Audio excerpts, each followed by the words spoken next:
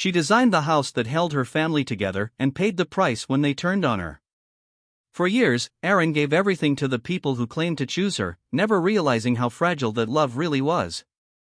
But when a public betrayal at her father's birthday shatters every illusion, Erin walks away and takes her quiet power with her. As secrets unravel and her family's world collapses, Erin's journey forces her to confront what she truly owes, what she can never get back, and where real belonging is found. Will leaving everything behind finally let her build the life and family she deserves? I always knew I was adopted. My parents told me when I was 6, in a calm, rehearsed tone that made it seem like no big deal. "You were chosen," my mom said, smoothing my hair. "That makes you special." And I believed that. I held on to that word, chosen, like a lifeline for most of my childhood. I was one of 3. Rachel was the oldest by 5 years, and Jonah, the youngest, came a year after me. We were raised on a sprawling, crumbling farmhouse in the middle of nowhere, a place that always felt like it belonged more to the land than to us. My parents worked hard, but we were never well off. Maybe that's why I started pushing myself early: straight A's, part-time jobs, scholarships. I earned every inch of the life I built. When I got accepted into a top architecture program, I remember my dad looking surprised.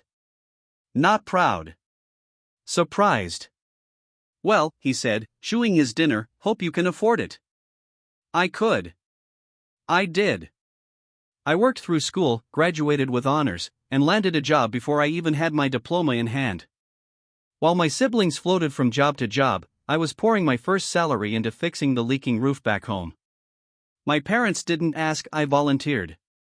I paid off their property taxes. I drew up plans to renovate the farmhouse. Then I paid for it. Every beam. Every tile. I even put both our names on the deed so they'd feel secure. They never thanked me. But I didn't do it for thanks. I did it because I believed, stupidly, that love worked like that: quiet, patient, and proven. When my dad turned 60, I wanted it to be special. I rented a venue, hired a caterer, and covered everything down to the last bottle of wine. I didn't mind. I was doing well, and it felt good to give back. The night started perfectly. Laughter, toasts, old photos projected on a screen. Rachel showed up late, as usual, wearing a dress I'd seen in my closet months ago before it mysteriously disappeared. She hugged me with wine breath and whispered, "Still trying to buy your place in the family, huh?" I brushed it off. She was always like this, biting and jealous in ways that felt more like reflex than malice. I figured she'd get over herself after a few drinks. But I didn't expect what came next. An hour into the party, Rachel took the mic. I thought she was going to give a toast. Instead, she smiled at the crowd and said, "Let's all raise a glass to Erin, our family's charity case. Adopted, but still desperate to belong." The room froze. I felt my stomach drop. "She paid for all this," she continued, voice syrupy and cruel, "because she thinks money makes her one of us. But let's not forget, none of this would have been possible if Mom and Dad hadn't taken her in." I waited for someone to say something. Anything. But my mom just nodded solemnly and said, "It's time you give back, Erin. Sign over the deed to the farm. You wouldn't even have a life if it weren't for us." That's when Jonah stepped toward me. "Just do it," he muttered. "Quit acting like this place is yours." I said nothing. I couldn't. My throat was tight, my hands shaking. Then Jonah pushed me. Not hard, but enough. Enough to make it clear. I left without a word. Not because I was weak, but because in that moment, something in me broke clean in half. They'd shown me exactly who I was to them. And I was done pretending I hadn't seen it. I didn't cry on the drive home. I didn't scream, or punch the steering wheel, or call a friend to vent. I just drove calm, detached, and so silent it scared me a little. When I got home to my apartment, I sat at my kitchen table, still wearing my heels and the black dress I'd bought just for the party. The uneaten catering leftovers were in my trunk. I left them there overnight. The smell of rejection would probably cling to them anyway. The next morning, I got up early, like I always do. I made coffee. Fed my cat. Opened my laptop and stared at the farm's renovation folder, every blueprint, budget sheet, invoice. Over $180,000 over 5 years. All from my account. Not a cent paid back. Not a thank you card or even a damn birthday text in return. I thought about the time my mom had called me 2 winters ago, crying because the heater died and Dad's arthritis was flaring up. I paid for a new furnace that night. Jonah had borrowed 10 grand for emergency car repairs last year and ghosted me 2 months later. Rachel convinced me to co-sign a loan to launch her boutique, which she abandoned in 6 months. And the kicker? My parents' so-called retirement plan, turns out, it was the inheritance trust my grandfather left behind. I was the only one responsible enough to manage it. For years, I'd been quietly moving funds around to keep them afloat, avoiding penalties, making sure the taxes were filed. I kept telling myself, this is what family does. But that party? That moment when they looked me in the eye and demanded I hand over the deed like I owed them something? That shattered every illusion I had left. They didn't love me. They loved what I could do for them.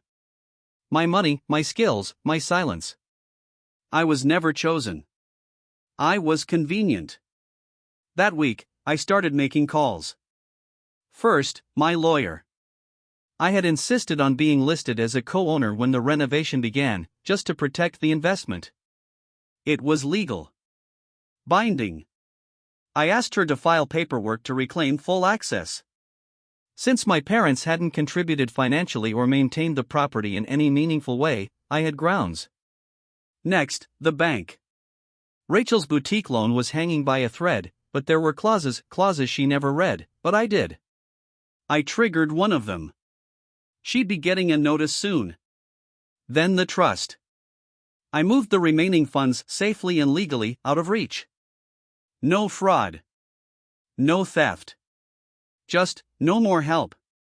I was methodical. Quiet. Cold, even. But I wasn't doing it for revenge. Not entirely. I was doing it because I needed to finally choose myself. Still, a part of me hurt. I kept thinking back to my teenage years. Family game nights, Rachel braiding my hair, Jonah sneaking me snacks when I studied late. Were those memories fake?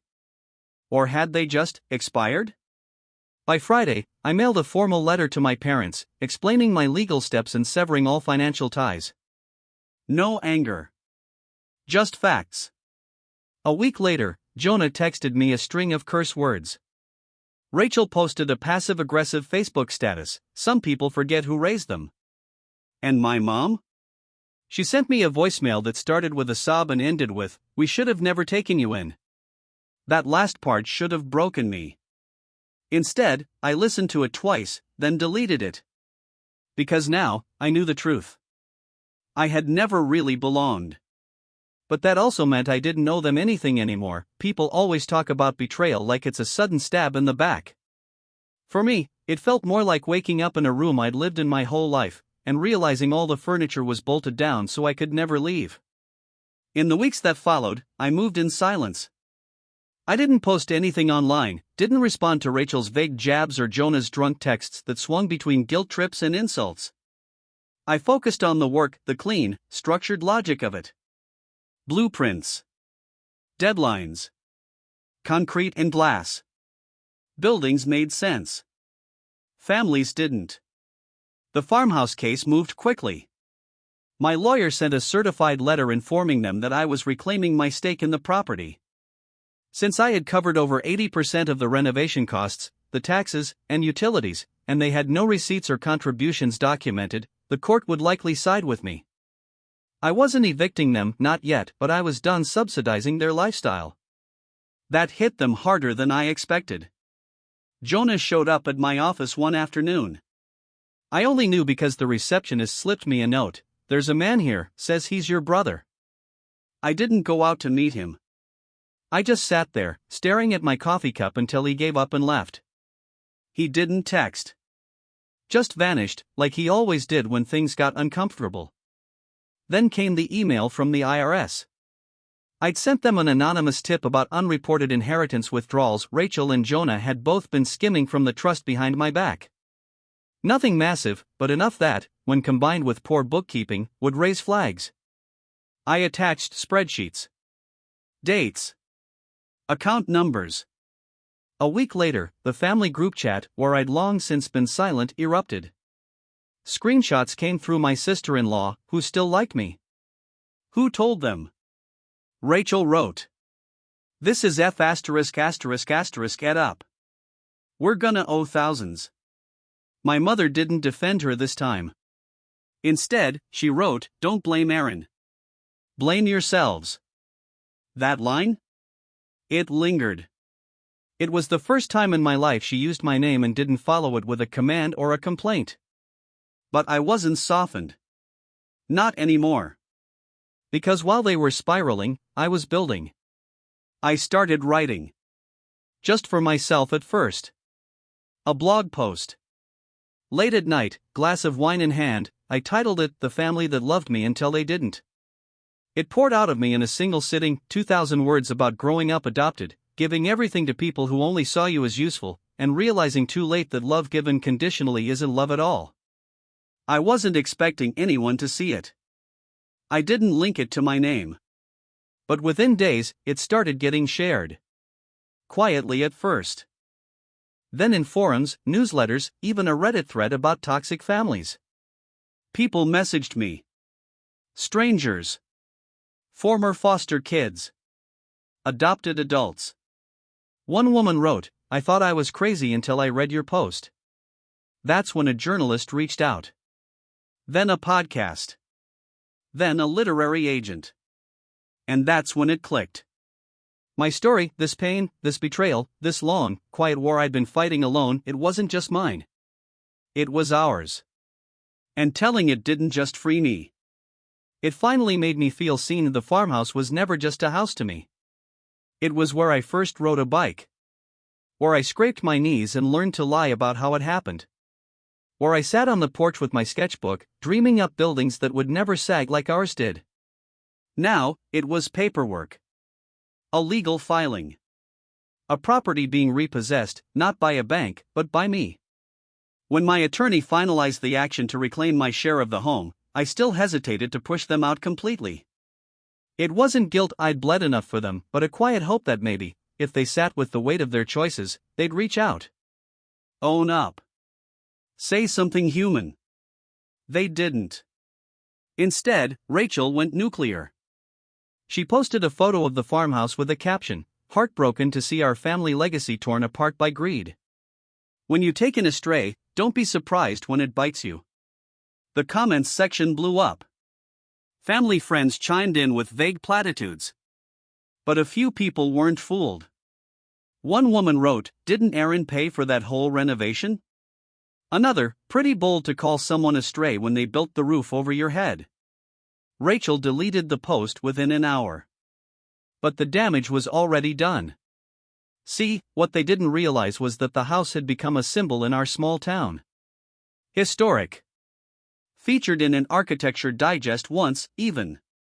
And when people found out the truth, that it was me, not my parents or siblings, who had saved it, they turned fast. I released the receipts. All of them.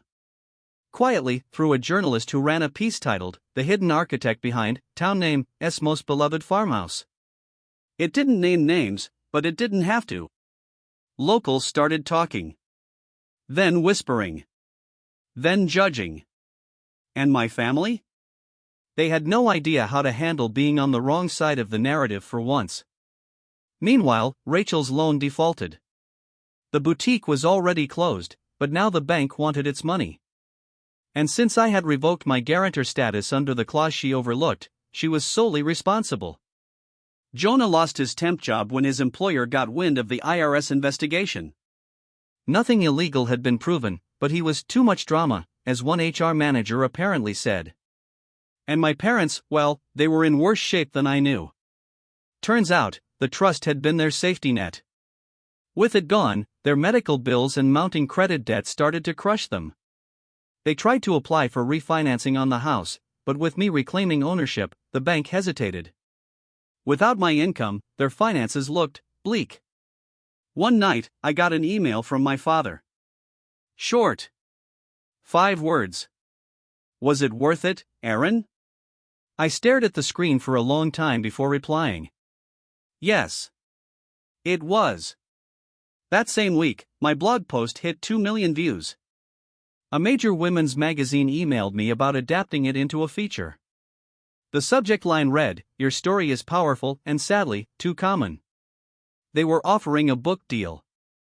I hadn't even finished the outline. But suddenly, for the first time, I wasn't just the helper in the background. The invisible daughter. I was the voice. And I wasn't done speaking. The article dropped on a Thursday morning. By lunchtime, it was trending nationally.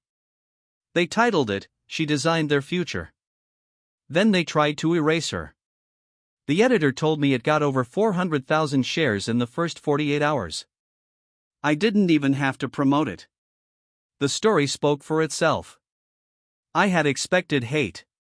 Trolls. Accusations of being ungrateful or bitter. But what I got instead was an avalanche of empathy. Emails flooded in. People who had been cast aside by their families once they stopped being useful. Messages from foster youth, adoptive parents, even strangers who said things like, "Thank you for putting words to what I've never been able to say." I cried. A lot. But not the kind of tears I'd cried after the party. These weren't about loss. They were about release. Back home, the fallout was brutal. My mother, apparently desperate to do damage control, scheduled an interview with a local radio host, one she thought would let her explain. I didn't listen live, but the transcript made its way to me. She tried to spin it. Claimed she'd always loved me, and that any decisions made at the party were emotional and misunderstood. But when the host asked her why she'd demanded the deed to a home she hadn't funded, she fumbled. "We raised her," she said. "Isn't that enough?" The silence that followed was delicious. That interview only amplified my story. More reporters called. A morning show wanted to feature me. A social media influencer offered to partner on a project to support adopted and foster youth. And amid it all, the farmhouse began to rot. Literally. The plumbing burst in late April. A pipe that had never been replaced during the renovation because I told them it needed fixing and they waved it off, finally gave out. My parents tried to get a local handyman to do it cheap. He refused. Word had gotten around. That house had gone from a local gem to a cautionary tale. Neighbors whispered. Old friends distanced themselves. Even church attendance for my parents reportedly dropped. It was as if the town collectively realized what I had, the myth of my family didn't hold up under scrutiny. And Rachel? She disappeared offline. Her boutique's website redirected to a blank page. Mutual friends told me she'd moved in with a guy 2 towns over, until things cooled off. Jonah started tagging me in old childhood photos, ones where we were smiling, holding hands, looking like we actually liked each other. I didn't respond. Because those photos weren't lies. But they weren't the whole truth either. And I wasn't going back just because they suddenly missed the version of me who didn't say no. The real me, the one they never made room for, was finally free. In the quiet that followed the media storm, I took a trip. 3 days, alone, to a mountain town I'd once visited on a work trip. I stayed in a tiny eco-cabin I helped design years ago, before I knew what I was worth. I hiked. I slept. I woke up without dread in my chest. And one morning, while drinking coffee on a deck overlooking pine trees, I thought, this could be home. Not because it had history. But because it had peace. The book deal came faster than I expected. The publisher wanted a memoir about family, betrayal, and the strange freedom that follows losing everything you thought you needed. They offered an advance that nearly matched what I'd spent on the farmhouse over all those years. I moved to the mountain town. I rented a small house with wide windows and a sloping yard, nothing like the creaking old farmhouse but filled with morning light. For the first few weeks, I barely unpacked. I wrote. I hiked. I slept more than I had in years. The local community was nothing like home. Here, no one knew my story unless they recognized my name from the article. People cared more about the weather, or what trails were open, than what drama might be playing out online. It was exactly what I needed, a place where I could just exist, without labels or debts to repay. The farmhouse, meanwhile, grew more abandoned by the day. My parents sent a letter, not to apologize, but to ask for help fixing the roof. I didn't respond. I'd already transferred my ownership, legally and publicly, and I made it clear I wanted nothing more to do with the house. But I wasn't bitter. Not anymore. I felt a strange, quiet pity for them, a family so addicted to what I could give, they'd burned the bridge forever rather than build something real. As my blog post continued to circulate, more opportunities came. I was asked to speak on a panel for women in architecture. A nonprofit reached out, wanting me to mentor girls aging out of foster care, girls who, like me, had learned early that family can mean survival, but not always love. The first day I met my mentee, Maria, she asked me, "Do you miss them?" I didn't have to ask who. I thought about it, staring at the pine trees outside the library window. "Sometimes," I said. "But I think I miss the idea of them more than the reality." She nodded, understanding more at 16 than I had at 31. My memoir deadline loomed, but for once, the writing felt like breathing, not bleeding. I wrote about my real family, the teachers who'd cheered me on, the neighbor who dropped off hot meals in college, the stray dog I'd rescued as a teenager, and now, Maria. I dedicated the first chapter to the farmhouse. The last chapter to the people I'd found after leaving it behind. A month after my move, my mother's voice appeared on my phone, just a missed call, no message. I didn't call back. I'd stopped needing her approval. Instead, I spent evenings with new friends, building something quietly good, a chosen family of my own. We cooked, laughed, swapped stories about homes that hurt and homes we'd built ourselves. I started to realize I hadn't lost a family. I just lost the illusion of one. And in the hollow space it left behind, I found myself. It's funny, after all the years I spent trying to belong, it took losing everything to finally see who I was without them. In the mountain town, life moved gently. My mornings began with the sun peeking over evergreens, coffee in hand, watching deer graze at the edge of the yard. I started teaching design classes at the community college. The first day, I told my students, "You can build anything. The trick is believing you deserve to." Maria visited often. Sometimes she brought other girls, young women with wary eyes and brittle confidence. We'd cook together, sometimes just grilled cheese and soup, other times homemade pizza, laughing over who burned what. I'd listen to their stories. Sometimes I'd share mine. Not the magazine version, the real one, with the messy middle and the years of wishing for love that would never come. My memoir was published that spring. I did a few interviews. People sent letters, telling me I'd helped them walk away from their own toxic families. One woman wrote, "You gave me permission to save myself." I kept that letter on my fridge. I'd be lying if I said I never thought about my old family. Sometimes, when I saw a photo of the farmhouse, peeling, empty, for sale now, I felt a tug of nostalgia for what could have been. But I didn't miss the ache. I didn't miss the constant hunger for approval, or the way love there was always measured in what you could give. News reached me eventually, the farmhouse was auctioned off to pay debts. My parents moved into a small rental. Rachel drifted from job to job, still blaming everyone but herself. Jonah texted once on my birthday, just a single line, "Hope you're good." I didn't answer.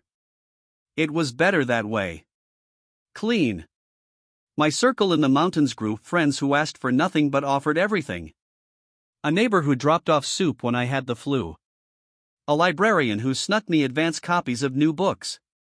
Maria, who left a note in my mailbox one day, "Thank you for showing me what real family can look like." Looking back, I see now, I never needed their acceptance to be whole. I needed my own. I don't regret the years I spent giving. They shaped me. But I know now, family isn't about blood, or even shared history. It's about who shows up when you need them, and who lets you show up as yourself. And as for that old farmhouse? I hope someday someone moves in and fills it with real love. But it won't be me. I'm finally home.